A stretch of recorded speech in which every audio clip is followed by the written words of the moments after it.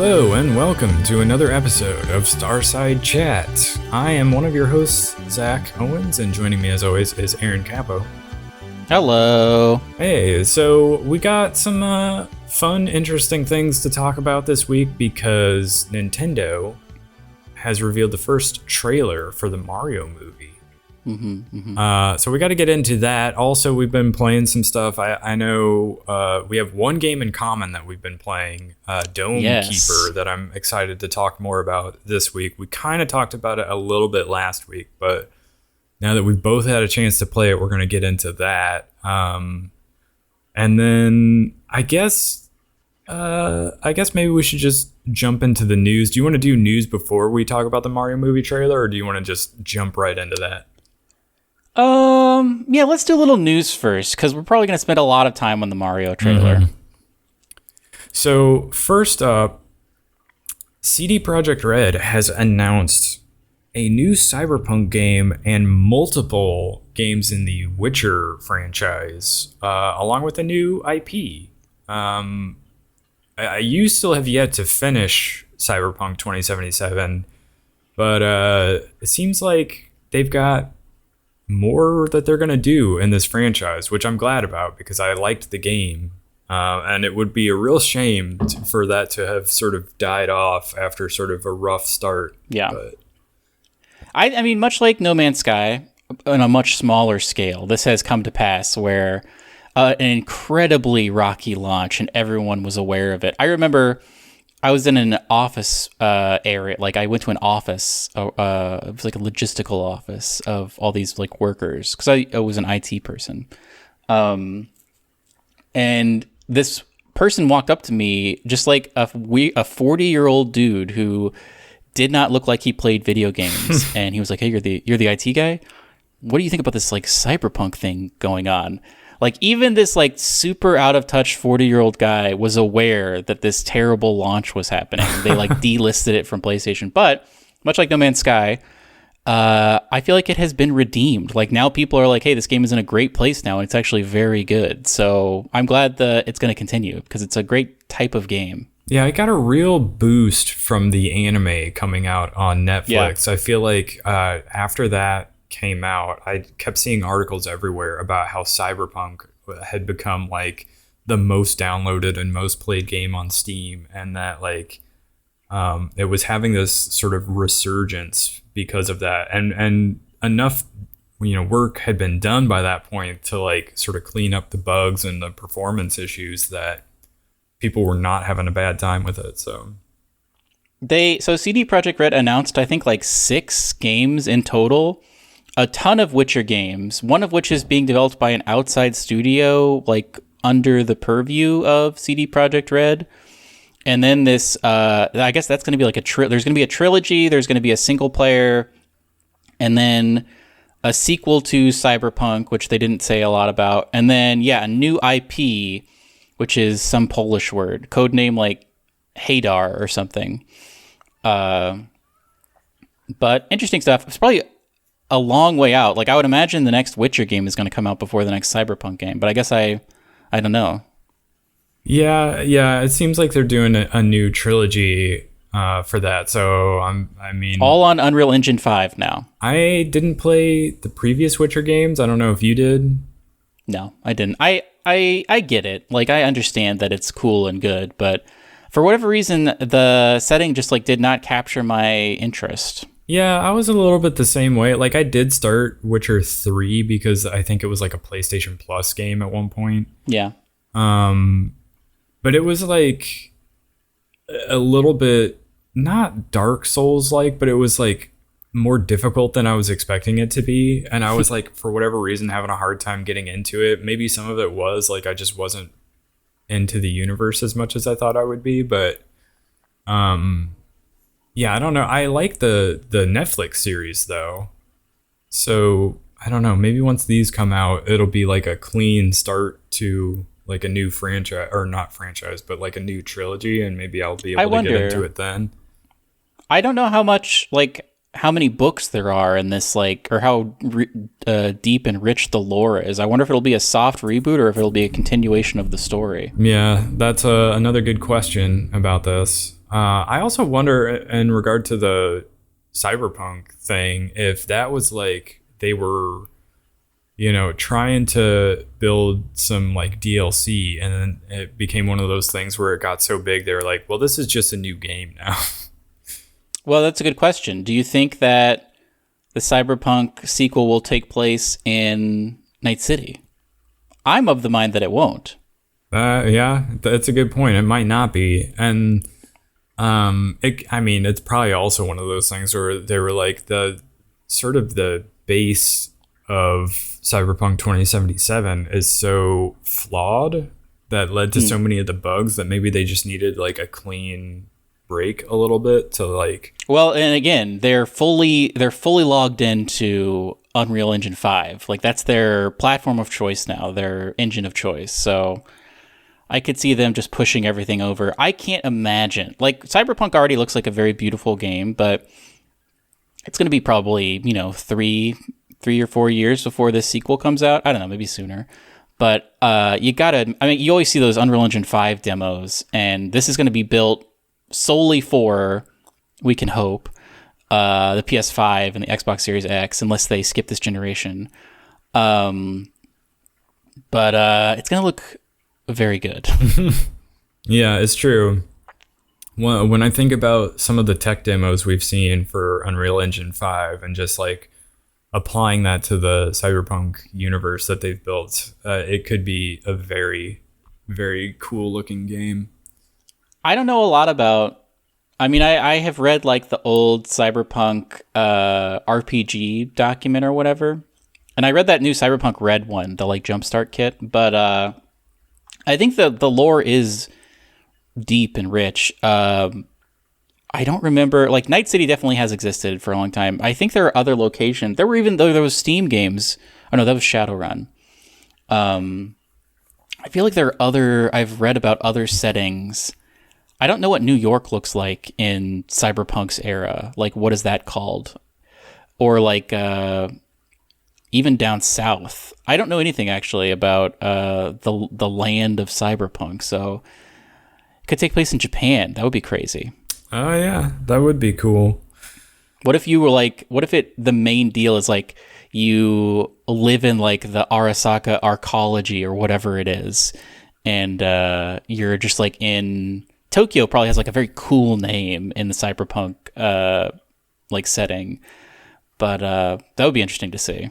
Yeah, it would be interesting for them to go to like outside, I guess their version of the US there, just to like be in a completely, different place. So it'll be interesting to see how they tie it back into the previous game as well.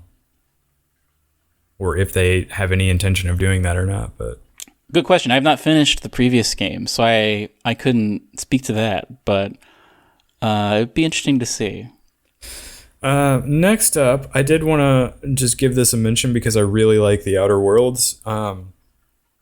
It came out this week that it looks like they are working on getting a PS5 and I believe Xbox One X version of the game to come out. Now, this Tech Radar article calls it a remaster, which I feel like this is just like a PS5 upgrade. Like that's not really the same thing as a remaster, but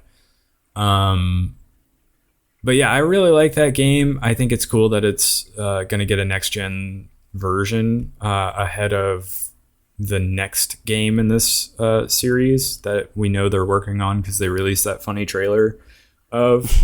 I think this the Outer Worlds is like on sale for like $20 I saw on Steam.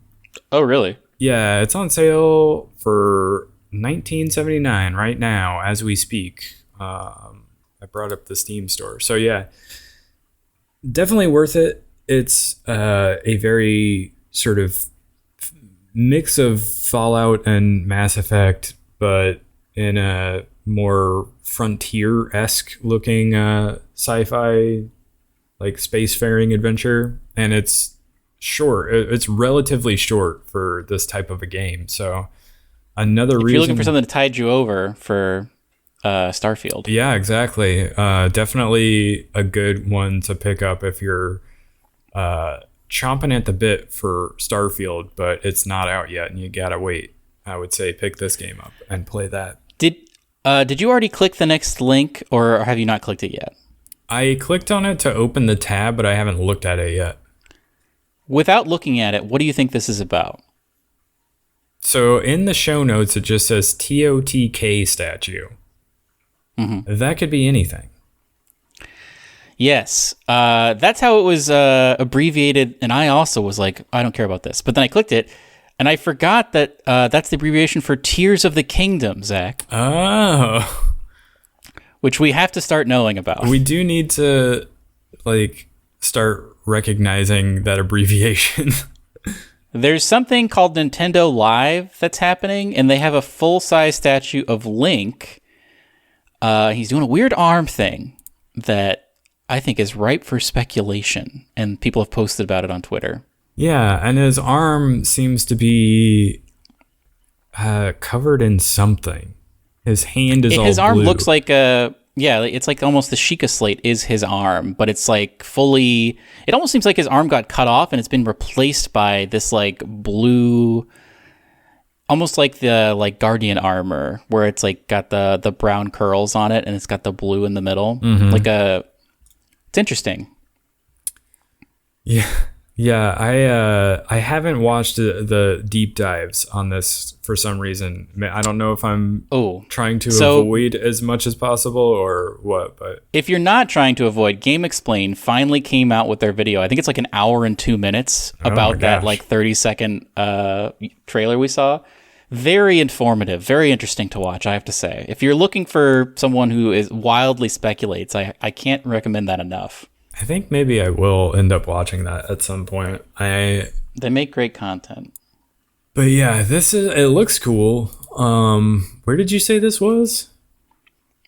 Something called Nintendo Live that I think is happening somewhere. Yeah, isn't that like a new thing they're doing? I don't know. Nintendo Live. Was the Mario trailer part of this? I don't know. No, they said it was being broadcast at Comic-Con. Yeah, I was going to say, he referenced Comic-Con, but I don't think he said anything about Nintendo Live. I did see that before we get into the Mario movie trailer, somebody did like a sort of Super Mario Brothers movie demake or like demaster to make it look like, the old like video game graphics. Mm-hmm. I haven't watched it yet, but I kind of might almost even prefer that movie to the Hollywood movie. If somebody just does it for the entire thing. Speaking of Hollywood, Kojima is basically a Hollywood director now. Basically. Because he seems to only want to cast super high, what am I thinking of? Like high-profile stars in his games. And he tweeted that Elle Fanning is going to be the star of his next game. And he also tweeted a pic, if you click that little tweet I put in the show notes, of him photo capturing Elle Fanning for some reason. This looks like... Elle Fanning-san, he says, is the subheading of this picture. Maybe I'm misremembering, but this poster of Elle Fanning with the words "Who am I?" going sort of vertically down her face makes me think of that Neon Demon poster. Do you remember that movie? Oh, yeah. Yeah. I would agree with that. Same color scheme, I believe. Yeah. But, so... Kojima. Did you also hear the Kojima rumors that he was working on, or he wanted to make a game for Stadia that was like the sequel to Death Stranding, but on Stadia? And they turned him down. Google turned him down. All the more, what are they doing over there? Like, just bad decision making on Google's part as to why Stadia peek failed. Behind the curtain. Before we started recording, Zach and I spent like 20 minutes talking about how Google is just like messing up recently. Messing up everything. Like, obviously, it's been well documented over the years, the number of like apps and services and products that they've made only to kill like a few years later. I think there's even like a website that's like Google Graveyard or something like that just like has like a long list of all the apps and services that they've made that have been killed over the years. And Stadia is still like the announcement of its impending demise is still a fresh wound for me. Thinking about that going away. I also got like emails this week from Elder Scrolls Online talking about like new content and new stuff there, and I was like, oh, that just makes me think of Stadia because that's where I would normally play that game. Yeah, so you wouldn't have to download all the updates. Yeah, exactly. So that just like made it come back again. Just what a bummer that is that it's dying. But speaking of things that are not dying, Steam finally, or Valve finally has their Steam Deck dock available, so you can actually go order that now. And that it came along with the announcement that you don't have to pre-order the Steam Deck anymore and wait. They're just taking orders for it, so you can order it and have it shipped to you. So you can just go get a Steam Deck right now, which is crazy to me because, to my knowledge, Sony and Microsoft have still not sort of gotten past their limitations from like the supply chain issues to make it so that the PS5 and Xbox Series X are available.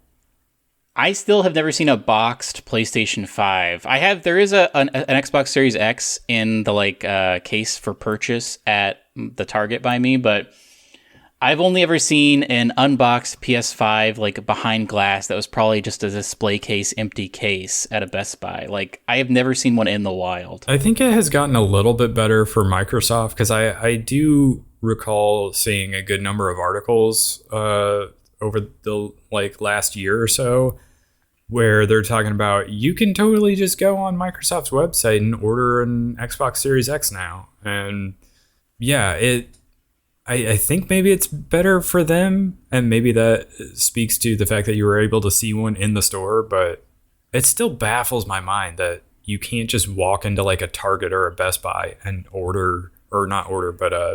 grab one off the shelf. It's crazy. It's been years. It has been years, and you still can't just walk into a store and buy one. And like everybody, if you go ask anybody at like Best Buy, they're always like, I don't think they're ever going to do that. I think you're just always going to have to buy them online.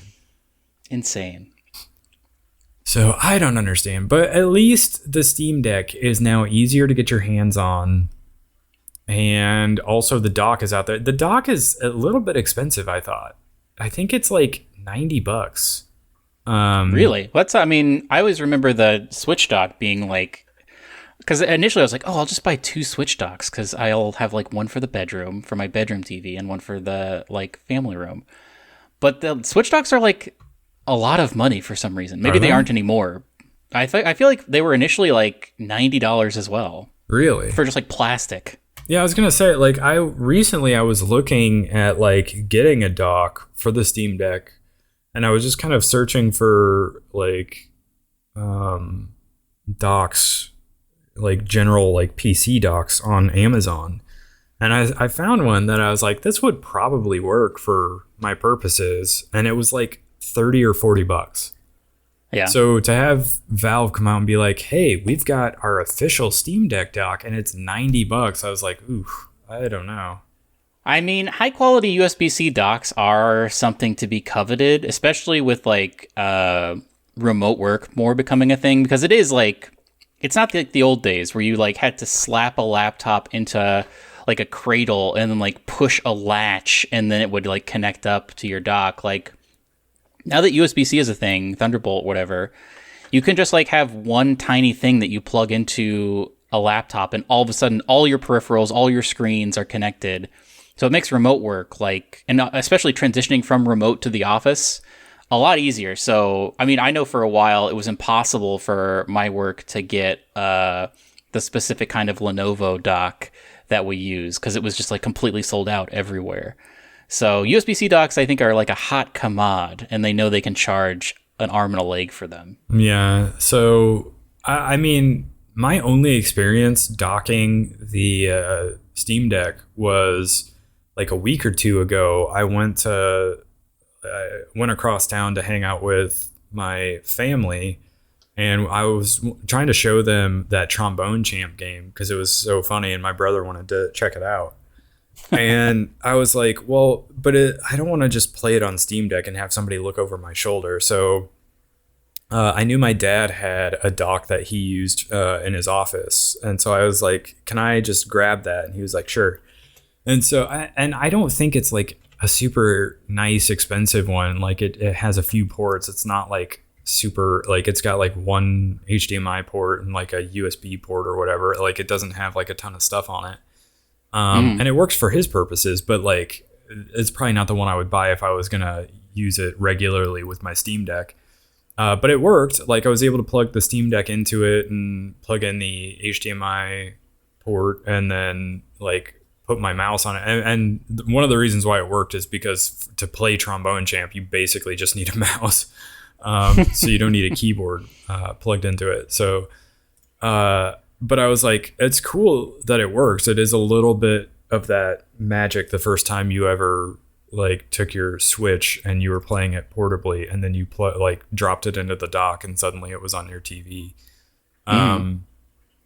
So it still had sort of a little bit of that magic to me, just to be able to see it on TV. But I don't know, like for me personally, I don't know that I would use the dock that much, just because if I want to play my Steam games on a bigger screen, I can use my PC. Yeah, I mean, it's just at your desk. Yeah. And my apartment's not like super huge where I've got like an office somewhere and then like a different room where I go to like play games or whatever. So it's not like a big issue for me, but I always am entranced by just using it as a Linux computer, which the dock makes it very cool. Like that's always, I thought that those, for a while, Samsung, I think maybe they're still doing it, but they did that thing where they had like those things where you could dock your phone and it would just become a computer, which was always very fascinating to me. Yeah. But realistically, I have a computer, so there's no reason for me to use it. Well, the only way that would be nice is if you do a lot of traveling, which I do not. I'm like maybe once a year I'll go on like a vacation, but other than that, I'm not really traveling much. So it's not something I need to think about that much. But yeah, those phone ones, like years ago when it was like Samsung Dex or whatever. Dex. Where like they were like, oh, you could totally just go to like an airport and they'll have these like little computer terminals set up where they've got like a monitor or two and like a little dock here, and you just drop your phone into it, and now you're able to, work on a computer, and then when you're done, you just pick up your phone and walk away. I was like, yeah, in theory that sounds great, but like how many of these stations are you going to see at airports? And like years later, you see zero of them. So. Unfortunately. I mean, it was a very cool idea. Like it's very cyberpunk to have like your deck or whatever that you slot in wherever you're at, Yeah, that's true. But and realistically, maybe eventually, like one day we will get to that point. You would think they would have, and maybe some do, and it's just not the airports I've been to or like, coffee shops I've been to, but maybe they will have like places that do have monitors and like a mouse and keyboard and a dock that you just plug like your laptop into. But I'm sure those exist. I just don't see them any place I go. That would have to be what a modern internet cafe is, right?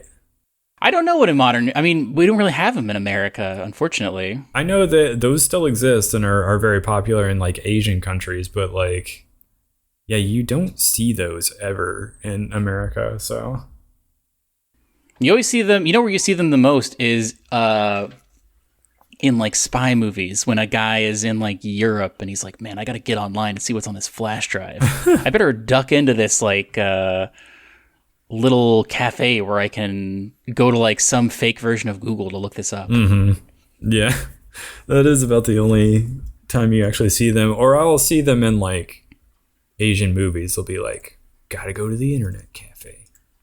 But anyway, I guess before we get into the Mario movie trailer, I'm just gonna say I have tried I only tried twice, but I was not even able to get into Overwatch 2. Really? Oh, yeah, I guess we should talk about that. So the game's out, but I believe there was a DDoS attack. And it made it so that when you tried to log in, it would be like, you're in line behind 30,000 people. Good luck. And so, like, that happened to me every time I tried to log in. So I was like, nope, this is just not going to happen today. And then I would try again the next day, and it would be basically the same thing. So I have not played it, but I mean, people are playing it, obviously. Like, you can go to Twitch and see that people are playing it, but maybe it's been resolved by now. I haven't tried in the last couple of days because I've been playing other things, but it is something I would like to play, but yeah, I have not had a chance. The other controversy they had is they were like, hey, if you have Overwatch 1, you have to like verify your identity with a phone, and prepaid phones aren't going to work. And a bunch of people were like, this is terrible. Like, it punishes you for being poor, basically. Or even if you're not poor, it punishes you for just having a prepaid phone, which a ton of people do. It's totally a normal thing to do. But they've since redacted that, and they've said, hey, guess what? Sorry. You don't have to actually have a phone for, I guess, a lot of people. But they're just, like, messing this up. I mean, also the DDoS attack. But I don't know, man. Blizzard is, like, not a great company these days, it seems like. Yeah, they used to be, like, one of the most beloved companies in gaming because they had so many, like, well-liked, long-running series. And it didn't seem like... it never felt like they were trying to nickel and dime you the way, like, EA does all the time. But that script has completely flipped in the last several years for like numerous reasons. But I don't know, not good days for Blizzard. But maybe it is partially because they were owned by like Activision there for a while, and now they're... I don't know what the deal is. Yeah. Either way, I mean, I still want to play Overwatch 2, even though it's basically Overwatch 1.5 maybe, or, you know, it's just more Overwatch 1. I'm still more interested in whatever the, like, PvE cooperative stuff is going to be that's due out next year. But I don't know. I also wonder if they're going to have, like every year in October they do... Dr. Junkenstein's Revenge, and that was something that was like had become a tradition for me. Every year I would jump back in just to play that cooperative mode and get some of the new like Halloween themed skins. With them delaying the cooperative stuff to next year, like I wonder if that still exists in Overwatch 2, you know? So I don't know. That's a good question. I guess we'll have to wait and see. But yeah, I have not had a chance to play Overwatch because of the connection issues that have persisted for days after launch. But yeah, this guy I work with was like, hey, I downloaded the Overwatch 2. I was going to check it out. And then it put me in a queue of 40,000 people. Yep. And I decided to not do that. Yeah. So I got off work and I was like, oh yeah, I should check out Overwatch 2. Because there was like a preload window where you could pre-download the game, and so I did that, and I was like, all right, I'm gonna try it out, and I launched it, and it was like, first I had to verify with my phone, which was weird to me, but then I don't know why they decided that was a good idea. Then after that, it was like, oh, you're in a queue behind 30,000 people. I was like, well, this is not gonna happen today, and that made me think of the parting wisdom we had like at one point where I was like, if you're ever excited about a new game, especially if it's an online or multiplayer game, never take off the first day that it comes out. Like if it comes out on like a Thursday or Friday, don't take those days off. Wait and take Monday off so that give yourself a 3-day weekend to play the new game, because you can bet that it's not going to be available. Like you're not going to be able to play it that first day. That proved to be the first week of Overwatch, basically. Yeah. But anyway, we'll see. I guess we'll hang on and see what the final verdict is. But yeah, I will maybe give it a shot again this coming week, and maybe I'll have thoughts on it for next week's podcast. But so stay tuned for that. But yeah, let's move into the Super Mario Brothers movie trailer. I'd like for you to finish this sentence for me, Zach. Are you ready? I'm ready and waiting. It's a me blank. Chris Pratt. Unfortunately, the answer is correct. It's Chris Pratt. I don't know, man. I don't think we have fully discovered the secret of what he's doing. Like, yeah, because the first thing you hear him say in the trailer is, "What is this place?" And that which sounds to me normal. Sounds normal, Chris Pratt, like doing no voice whatsoever. And then the next thing you hear him say is like, I forget what it is. He's like, "It's Mushroom Kingdom. Here we come," but he says it a little like there's something going on. It's frustratingly not enough information. There's just a slight hint of some sort of accent, but I can't kind of a pinpoint New York what it style. is. Yeah, it's either New York or maybe ever so slightly Italian. Like I don't know what it is. Well, famously, Chris Pratt was like, "Hey, my Mario is not Italian. He's normal." Is what he said at one point. What do you define normal? I don't know. There That's are some just Italians that will take issue with that.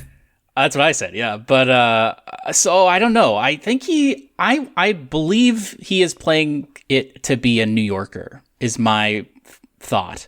But again, we don't know. I mean, overall, what were your overall thoughts on this trailer, just as a whole? I mean, to an extent, it is a little of that. There's just not enough information to really go off of. But also, like, maybe I'm a stickler for just, like, I love what Nintendo has done with, like, their animations and their storytelling and their games over the last, like, several years. Such that, like, if you go play Luigi's Mansion is a pretty good example of this. You go play Luigi's Mansion, like, that could just be an animated movie. Yeah, it's true. That's a beautiful game with excellent theming in every floor, like a great storyline. Everything about that game is great. Really well done cutscenes as well. Yes. And now to see this, it's a little like, oh yeah, this is a Hollywood animated thing where like the characters are almost too expressive, such that it's a little bit exaggerated in like the theatrical way where like your theater actors need to be so expressive that the people in the back row can see the emotion on their face. It's like, it's that. And to a point where like when you see Bowser, who's not super expressive in the games, doing these very like expressive faces, and you hear Jack Black's voice come out of his mouth when normally you wouldn't really hear him talk at all. There is something I find off-putting about it. And it's the same with Chris Pratt as Mario.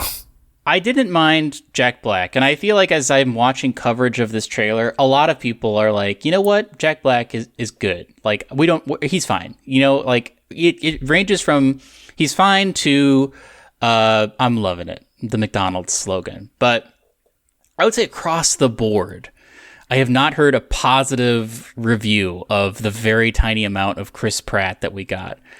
I've heard more people saying, hey, remember what happened with the Sonic movie where we all got so mad they changed it? Let's do it again with this. Just completely recast it before the movie comes out. It wouldn't be as hard because you don't have to make any, like, there's not like editing hours. All it is ADR hours. Like, you just have to get a different voice in there. Now, to an extent, I also think that this is just like overreaction on my part as well, where once you sit down to start watching the movie, like maybe it's a little bit weird at first, but you eventually adjust to it. And by the end of the movie, it's not even a thing you think about. Like, it's fine. That probably will be the way it happens. But like for now, while everyone's still focused on like, why would you cast Chris Pratt as Mario? It's easy to like see the two lines you got to hear him say and be like, nah, I'm not about this. But I'm out. Yeah. We don't know anything. Yeah, but obviously we don't know anything is basically what I come to.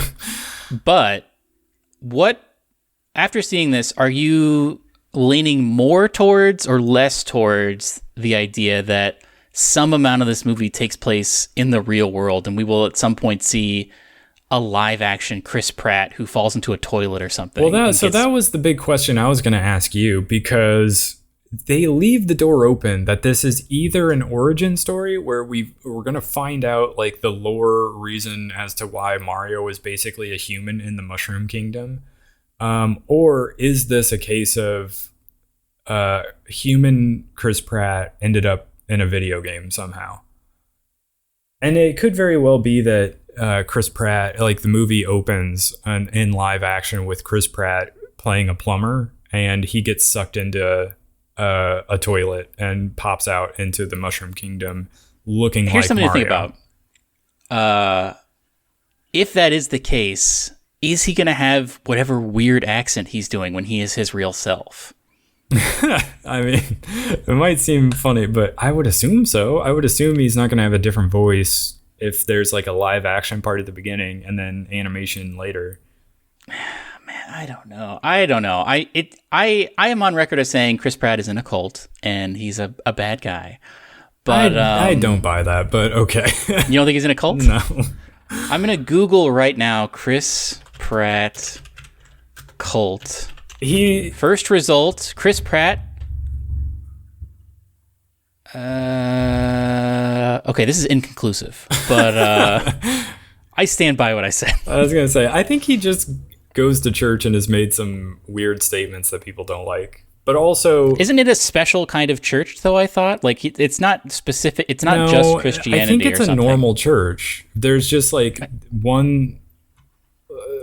There's just like one thing that the church said that people didn't like, and so they were trying to like slander Chris Pratt because he was like, oh, you go to this church, so you buy everything this church says. But then later he came out and was like, I think he said something about how like, yeah, he goes there, but he doesn't like believe everything they say. I don't remember exactly. So here's this actually. From June 28th of this year, June 28th, 2022, Chris Pratt clarifies views, I'm not a religious person, all bold. Yeah, that's what I remember him saying, was that like, yeah, I go to this church, but I'm not like super religious. Interesting. And also, there was this one time where these two girls on Twitter were like, we don't like Chris Pratt, so we're gonna like start a hashtag like this rumor to get trending.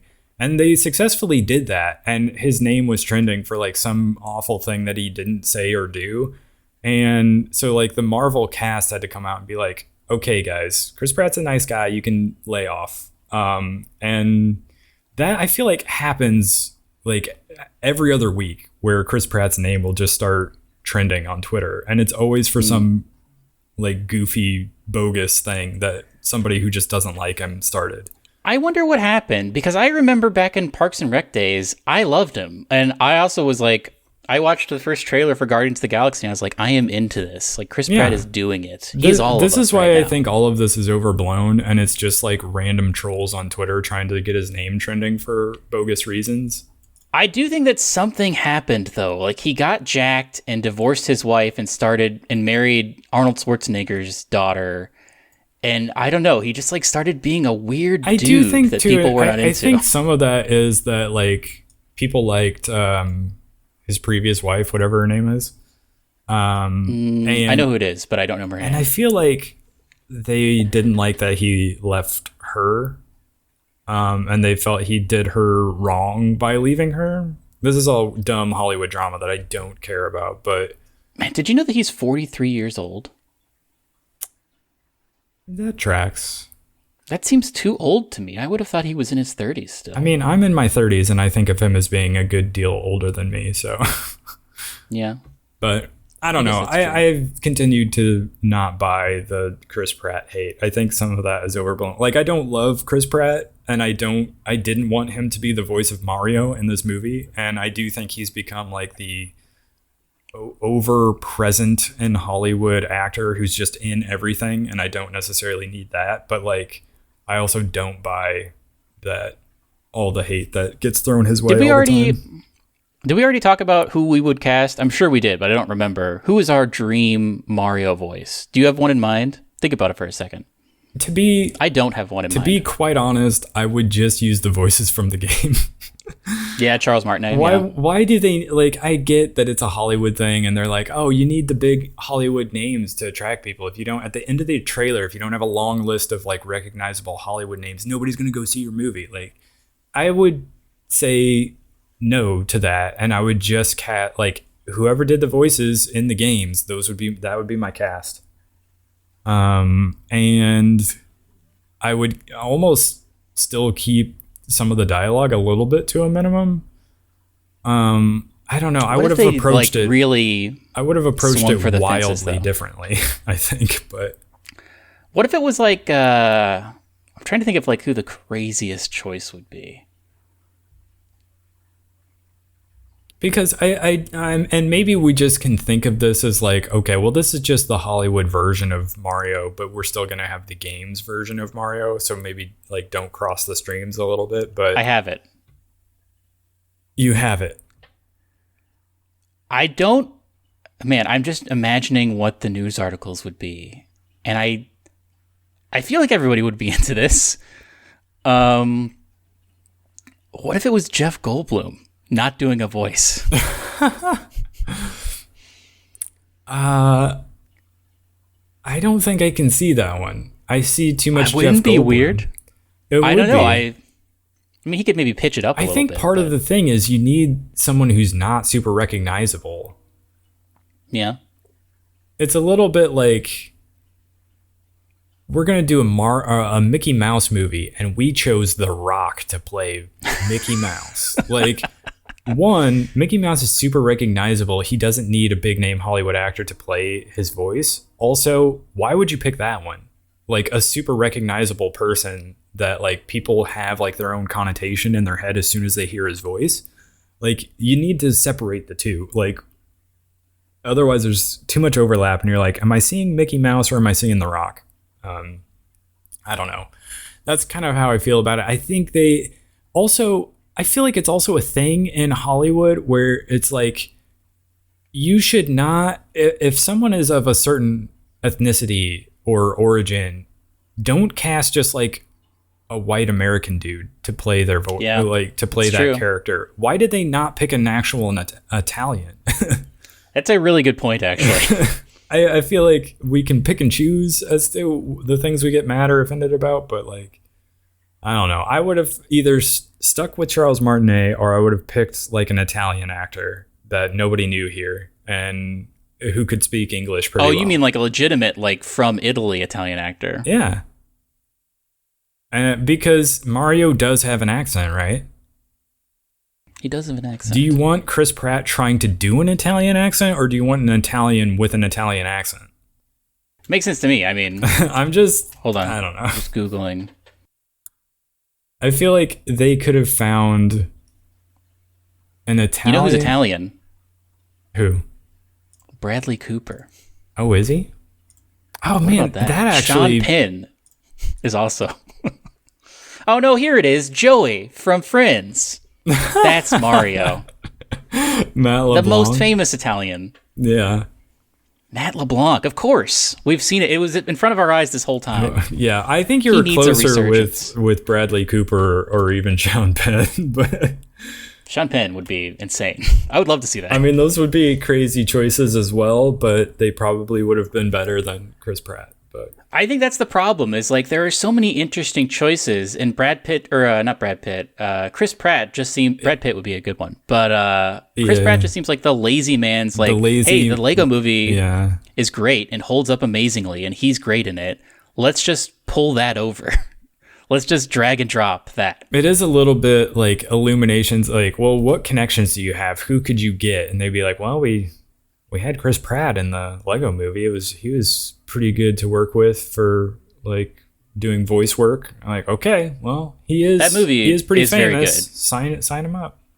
Lego Batman is also very good, I have to say. I think it's one of the best Batman movies ever made. Yeah, I remember liking that movie a lot. I haven't seen it in years, but it was good. Didn't we see it together? Oh, we did. Yeah, we went to the theater and saw that together. That was a great experience. I don't remember why that happened. Because normally I don't see a lot of... Because we went to a weird movie theater, didn't we? I thought it was the main one here in town. I thought we went to the other one on the other side of town for some reason that I never go to. Maybe we did. I don't remember. But anyway, those are great. But I just feel like Chris Pratt is... I guess at the end of the day, both of us can agree that we wish it was not Chris Pratt for different reasons. Yeah, I wish like almost the entire cast was thrown out and different people were chosen. But also, I'm interested to see what Seth Rogen does with Donkey Kong, I have to say. Oh gosh, yeah, I didn't even think about that. I do think maybe Jack Black as Bowser is maybe the only one that makes sense in my head. I know people say, well, Charlie Day makes a lot of sense for Luigi, but like, also, have you heard Luigi? He's got like a deeper voice than... Aren't they all just Charles Martinet? They are, but he does like a deeper version of the Mario voice for Luigi. Yeah, that's true. Yeah, Luigi's going to be... I mean, they've really cranked up. They're basically just like, hey... anxiety is this guy's deal, and it's an easy A to B to say like who can play anxiety really well. It's Charlie Day. Well, so yeah, it makes sense from that perspective, but just from like the sound of their voice, it does not make sense. Yeah, true. But I don't know. I go back to, by the time we finish the movie, we will probably not think about it as hard as we're thinking about it right now. Yeah, but also, I don't understand the casting choices. Speaking of the end of the movie, I would say it's very likely there will be a post-credit scene. And I think it's going to set something up, but I am on the fence about whether it'll be another Mario thing or if they will go full on trying to set up Smash Brothers. Because I think that's the ultimate... I mean, I would love that. I don't think that that's obviously a lot of licensing, and I don't know how they would do that. But... I think there's also a rumored Donkey Kong movie that might get made, so it might be a Donkey Kong spinoff thing. You better get used to Seth Rogen playing Donkey Kong, because I can very easily see them doing a Donkey Kong-centered movie. I'm into it. I like Seth Rogen. And then maybe they do like a Kirby one, like maybe he shows up. That's what I was going to say. Yeah, what if at the very end Kirby just like jumps out of a rift and is like, I need you for... He's like riding a star and he like crash lands. He's like, Mario, help. Exactly. That's what I'm hoping for. I mean, I think it's right in front of us. Like cinematic universes, DC obviously failed, but I think that they could do it. They could pull it off, this Smash cinematic universe. I think it would be very cool to see. Yeah, or like Star Fox flies by. Yeah. I sort of feel like comic book movies are a little bit winding down. I mean, the last couple have been unimpressive to me, and Black Adam just seems like who even cares about this at all? Yeah, but I'm out on I feel like Marvel stuff. Even the old people in Hollywood are like, we need a new thing to be the new thing. Yeah, and I think that could be video game movies, especially if Mario. I mean, Sonic, for all of its flaws, did very well, and so I think the very old eyes and those old dried out skulls of everyone that runs Hollywood are slowly turning over to the video game console from the comic book. Yeah, well, and I said this years ago that I thought that was the direction things would go. I don't want to say I called it, but we're getting close to the point where you've got Nintendo, who has their like production studio now, and you've got Sony, who's like, they have Sony Pictures. They're doing a bunch of video game stuff. It's happening. I feel like we're getting there. And I almost want to credit that Wreck-It Ralph movie as like a proof of concept that like, hey, movies that are at least even semi based on video games can be very good and can do very well. Yeah. So it's true. I don't know whatever happened to that Mortal Kombat movie, if there are any plans to keep that going. We talked about it, right? Because you watched it? Yeah, I think we did talk about it on the podcast a long time ago, but I don't recall what we said. I did not enjoy it. There were a lot of interesting ideas, but they made a lot of dumb decisions that I feel like really lowered its quality. But I think they are attempting to make another one. Yeah, well, I mean, I feel like, if I recall correctly, it was like set up in such a way that it could continue. Like they could do a whole series of movies based on it, but I don't know if it did well enough that they were going to actually continue it or not. But I don't know. I feel like it was very mixed, the reviews. When it came out. Definitely better than, well, I don't know. I think I may have actually liked Mortal Kombat Annihilation better as a movie, even though it was a worse movie. I don't know if it was a worse movie, but... Which one is that? So I think the only one I've seen is the one that was on HBO Max here in the last few years. I don't think because there was like a 90s Mortal Kombat movie. Is that the one you're talking Mortal about? Kombat. So Mortal Kombat came out, and it was great. I had a Mortal Kombat, the movie themed birthday party. That was wonderful. A great movie. It probably does not hold up super well today, but I still recommend it to people. They made a sequel. I was going to say, I thought that one was like a so bad it's good type of thing where there's like it's like a cult classic now. They made a sequel to that where they recast like half of the cast, and it's called Mortal Kombat Annihilation, and it is unquestionably not a good movie. It's very bad, actually.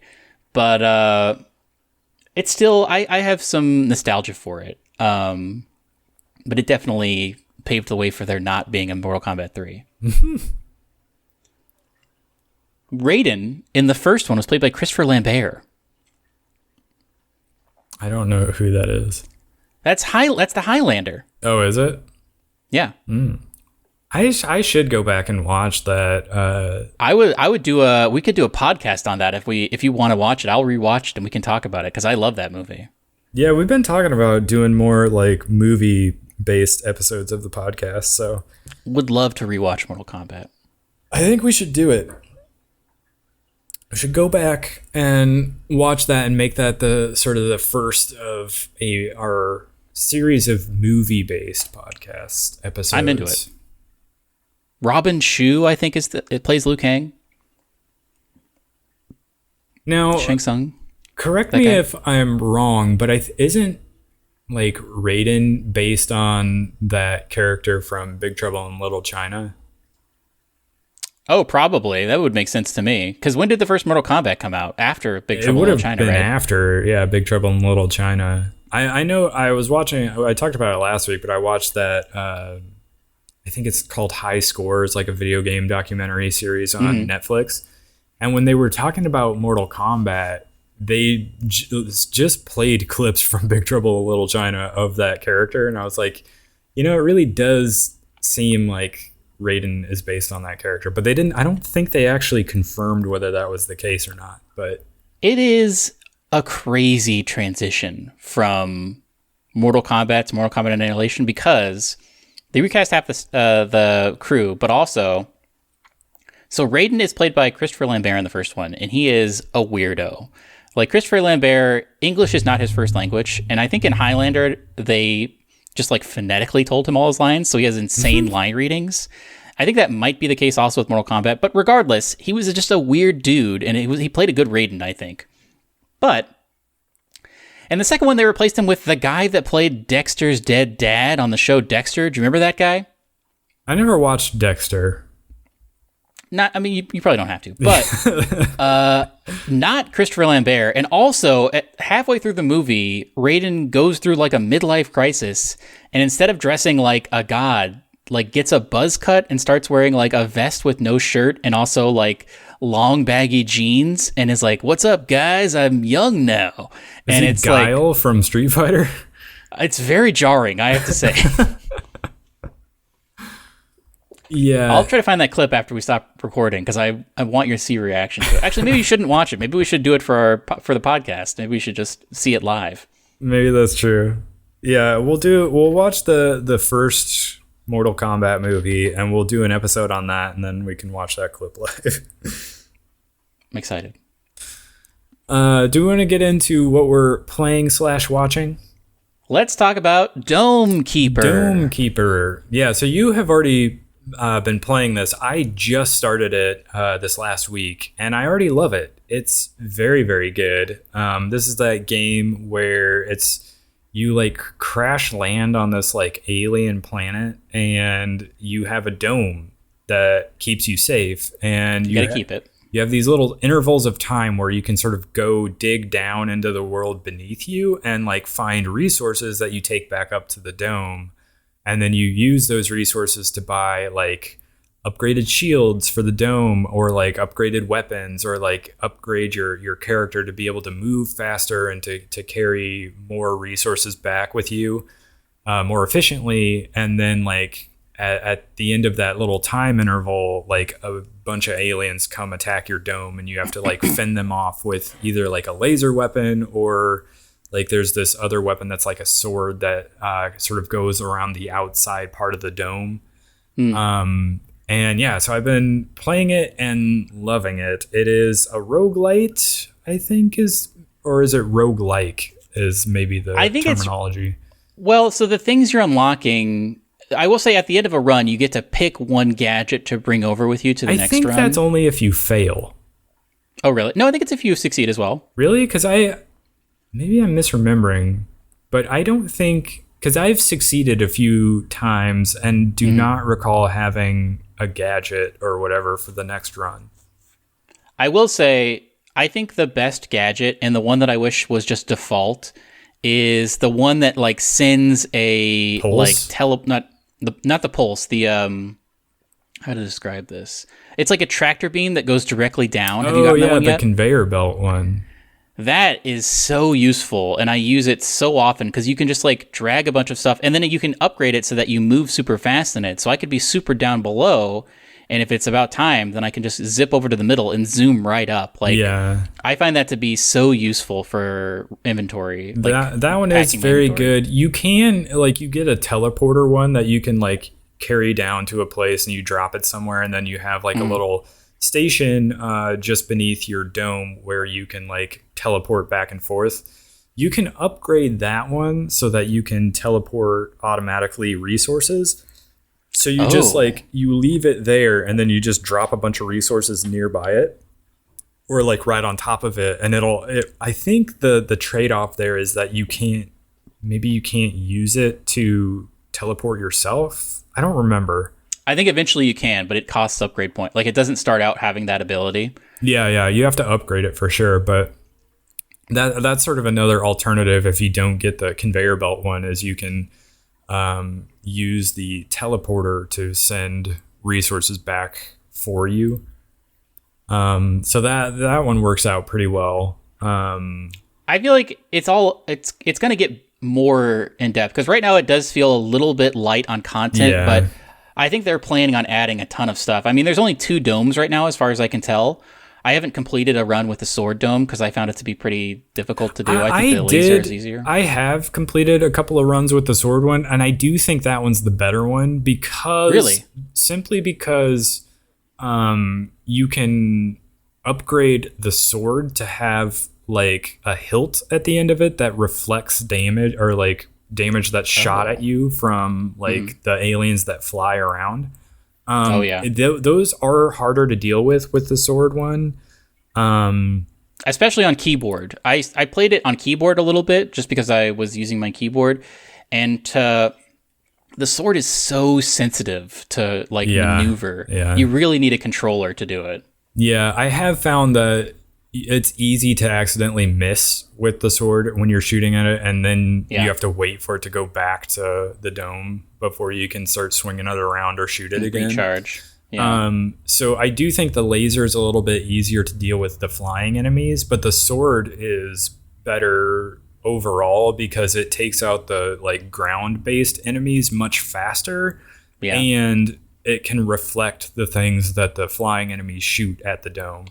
So I think overall the sword is probably better than the laser, but I also haven't used the laser as much. Like, I basically, once I unlocked the sword dome, I just switched to that one and haven't switched back yet. But I will say I unlocked the like double laser at one point during like late in a run, because you also unlock different map sizes. So I started playing on large maps, which take longer to do.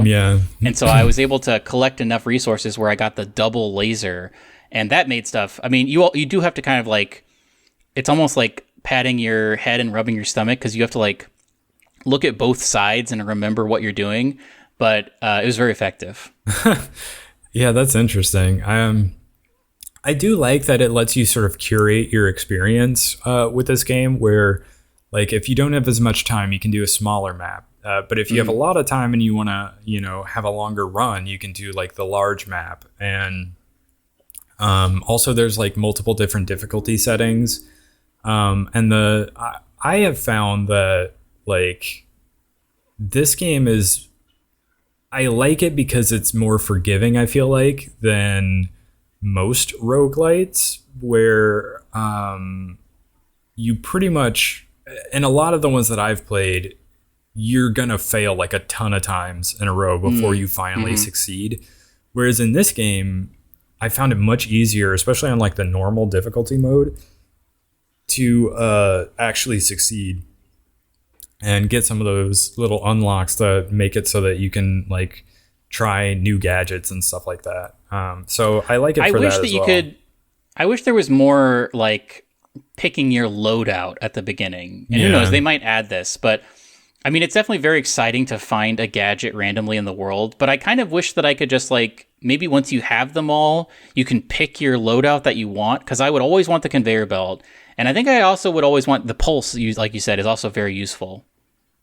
Yeah, I use the pulse a lot because it makes it so that you're a little bit more efficient as you're digging around looking for resources. It'll pulse out and tell you exactly where some resources are, so you're not wasting your time.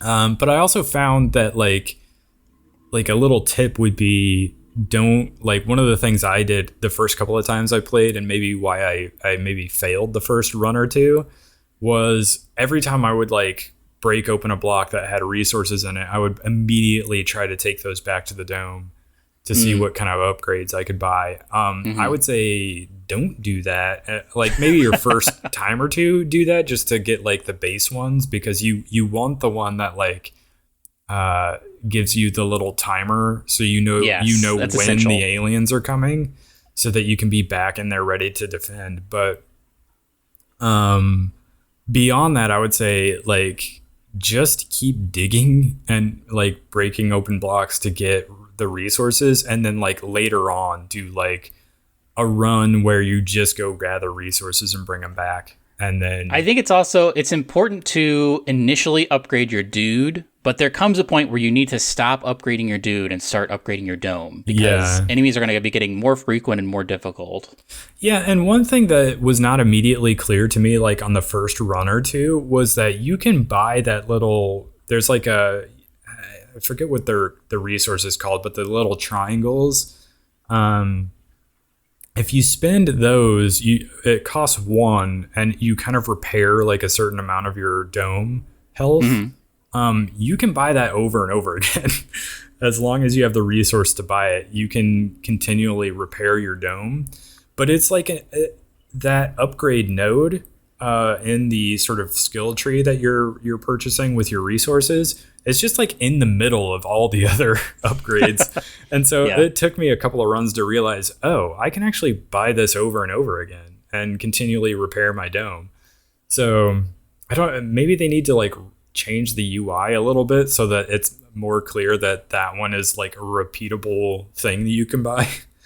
The UI almost makes me think they are somewhat designing this to be played with a touchscreen, because it is big blocky stuff. Yeah, that's true. Yeah, I could see this running on like a mobile device. I have played it on Steam Deck, and it does work just fine. It's just that the text is a little bit small.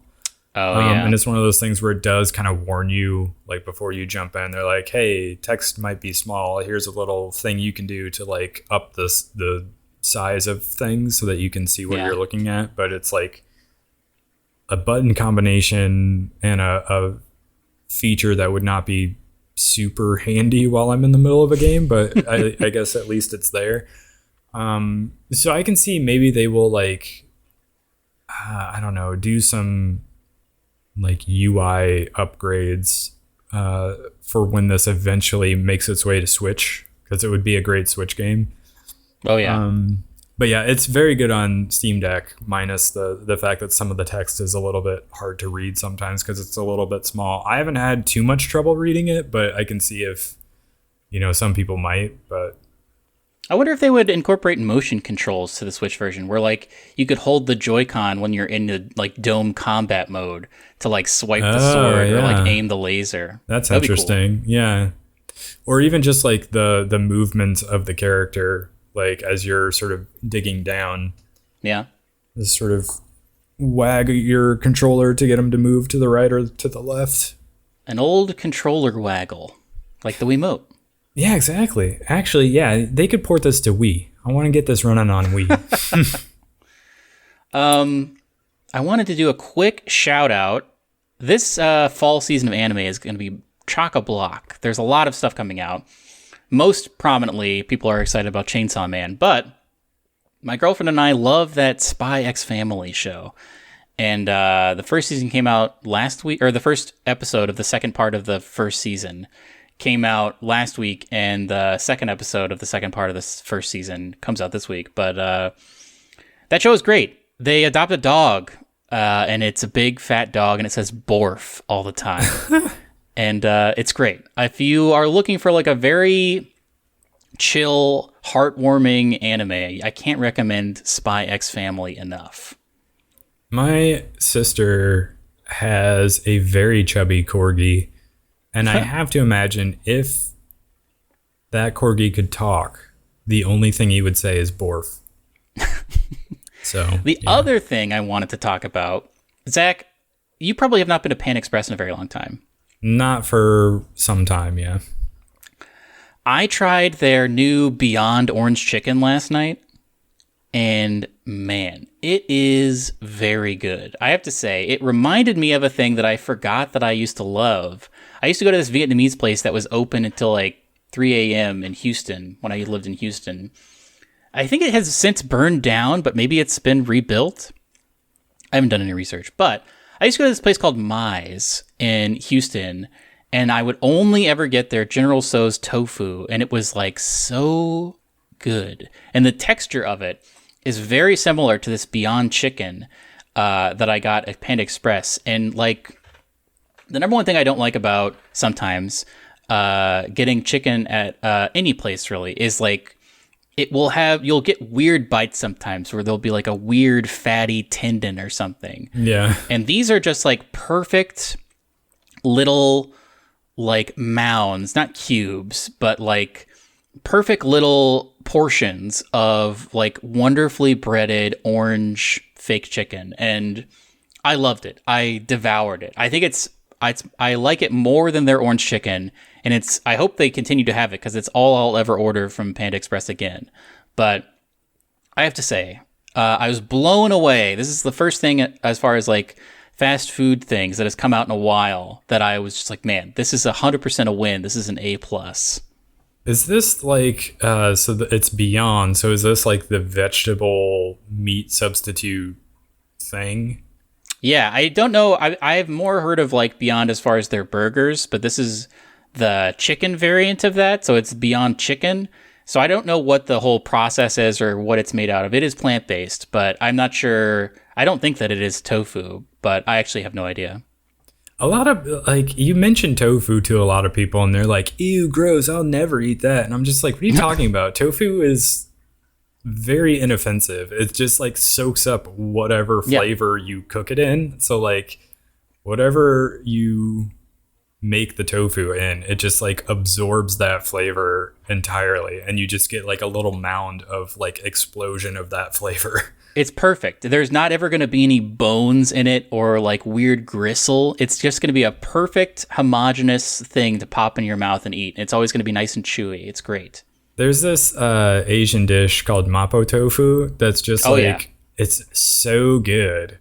I think too spicy for me. It's very spicy, but it's so good. And when I was just out of college, I think I went back to visit my college, and there was a lady from Taiwan, I think, that like worked in the international students office, and she like had a bunch of people over, and like one of my roommates in college was from Taiwan, so I went to like hang out with him because I think he had like just gotten in like a car accident, so I was going to visit him. Whoa. He was fine. He just had like a minor injury or whatever, but like I went to visit him, and he was hanging out at that lady's house, and she had made like her own like fresh, mapo tofu dish, and it was amazing. It was the most amazing thing I had eaten. So I highly recommend that. If you find that on a menu, definitely give it a shot. It's very good. Tofu in general, I feel like this is maybe this is my parting wisdom, even though we're not at that section yet. But if you're ever confused or like you're not sure about what to get at an Asian restaurant, if they have tofu on the menu, just get that. Especially if it's like a curry tofu. Like it will absorb the curry and it will be very, very tasty. Are you I do Zach, have... you're not watching Dragon Ball GT, are you? No, I'm not. Actually, this stands for two things. The first is a Grand Tour. There's like the latest episode of that's on Amazon. I watched that recently. It's been out for a little while now, but it's very fun, very entertaining. One of their better episodes. So check that out. That's on Amazon. The other thing it stands for is Ghostwire Tokyo. Oh, which I have started a surprise. Playing. Yeah. Oh my. So I picked this game up like months ago, about the same time I picked up that Shadow Warrior 3, and I was like, I'll eventually get to this. Plan on playing it before the end of the year, and I was like, this would be a great October game, because it's all about ghosts and a sort of semi-post-apocalyptic version of Tokyo. And yeah, it's very fun, very underrated. It came out, I want to say like a month after Elden Ring, and like on the same day as like Kirby and the Forgotten Land. So it just got completely overlooked and overshadowed by other stuff, unfortunately. But it's like, it's a relatively short game, at least if howlongtobeat.com is to be believed. It's roughly like 11 to 15 hours, somewhere in that range. And it's just like this open world, like first person, like RPG that's a little bit of like a collectathon, because you're like going around like collecting souls. So this like bad guy has basically like brought about this like sort of spiritual apocalypse, basically, where it's like killed a bunch of people in like Shibuya, and so you're going around finding like the souls of these people, and you're sort of, I guess you're sort of ferrying them to the other side. Basically, you're just like grabbing them and sort of Matrix style, you're going to like a telephone booth and like opening up the box where the telephone is, and you like can send them the souls out. But you're also like going around in very like not really Far Cry style open world, but somewhat similar to that, where you have these like torii gates that you're going, and you cleanse them, and it like clears away the fog that is like basically will kill you if you walk into it. And that'll open up like a bunch more places to explore and like side quests to do and stuff like that. So it's been a very fun, very satisfying game so far that I think is highly underrated and will possibly be like a little bit of a hidden gem in years time. I think also it was maybe exclusive to like PlayStation 5, which is maybe also partially the problem. Yeah. Like I think it might be on PC as well, but there's not like a PS4 version, and it's not on Xbox at all. So maybe that also partially contributed, but yeah, I checked the Steam reviews, and everybody's giving it like a 9. So, but I think most of the reviews from like the big outlets were giving it like more of a 7, maybe. So fans like it. The critics were like, it's a 7. It's an okay game, but but I've been enjoying it so far. So maybe if you are able to pick it up on a sale, I would say give it a shot, especially if you have a PS5. Yeah, getting into this game always makes me like the DualSense. I'm always like, man, I should play more games on PS5. It's very good. I do like that controller a lot. But anyway, I think I'm going to try to finish that maybe this weekend because I know there's so many other things coming up later this month. It's true. But yeah, between Dome Keeper and Ghostwire Tokyo, I've been very smitten with these games recently. So I've not been thinking about Overwatch 2 very much. So it hasn't bothered me too much that I can't get into that game. But anyway. Yeah, maybe we'll... It's free, right? It's free to play? Overwatch 2? Oh, yeah. Overwatch 2 is free to play, yeah. That is something we didn't mention. It's completely free now. Yeah. They switched from 6v6 to 5v5, and they ditched the loot boxes for like a standard, season pass model. Mm-hmm. Which is, I guess that's good. But yeah, maybe we should report back on that next week if I get a chance to play it. But yeah, I think that's it. That'll do it for us. Do you have additional parting wisdom this week, or is it just the eat tofu? I would say buy tofu, but also check out that orange tofu from Panda Express because it's very good. And also, if you're a guy or a girl who likes soda, people call it pop up in the Midwest. I've always been a soda person. The cups at Panda Express are comically large. So if you get even a regular drink there, it's going to be too big for you. If you get a large, it's going to look like a bucket. So just something to be aware of. And I do have SodaStream. They had a shortage on those CO2 cartridges, but I went to Target, and I have to say, I think maybe we're out of the shortage. So you're all clear if you're a SodaStream person like myself. You're free to go back to Target and get those swapped out. Also peanut butter. They have peanut butter. Man, I think, and Steam Deck is available. I think we're coming out of this whole shortage issue. Pandemic is over. Shortage issue resolved. Go buy a Steam Deck. You heard it here first. Drink your SodaStream and enjoy.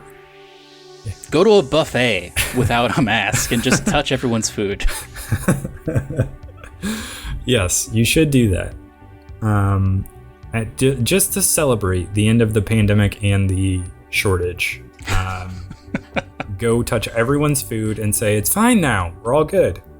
Fauci told me I'm clean.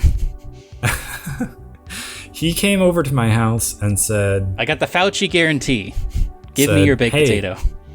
Pandemic, we're all good. I actually think, like, here where I live, we've been all good for a long time. Oh, really? We were at a high inflection rate a couple weeks ago. Oh, really? Yeah. Like, no one here cares about COVID anymore. I think it's different because I technically work in healthcare now, but I'm still like very aware of it. I was gonna say, like, nobody cares at all. No, you rarely see anybody wearing a mask anymore, and you just don't really even hear about it, which I think is good. Like, we're to a point where it's similar to the flu. Like, it's out there, it exists, but you don't need to hear about, like, the numbers on a daily basis. Yeah, hopefully we stay that way. I mean, we're heading into the winter, so hopefully it remains all good. Well, yeah, I mean, that booster's out there if you want it. Get the booster. My parting wisdom, get that booster and smash that like button. Yes, well, it is a podcast, so do leave us a review on Apple Podcasts and all the places. And follow us on Twitter and Instagram at Starside Cafe. And we'll catch you on the next one. Goodbye. Goodbye.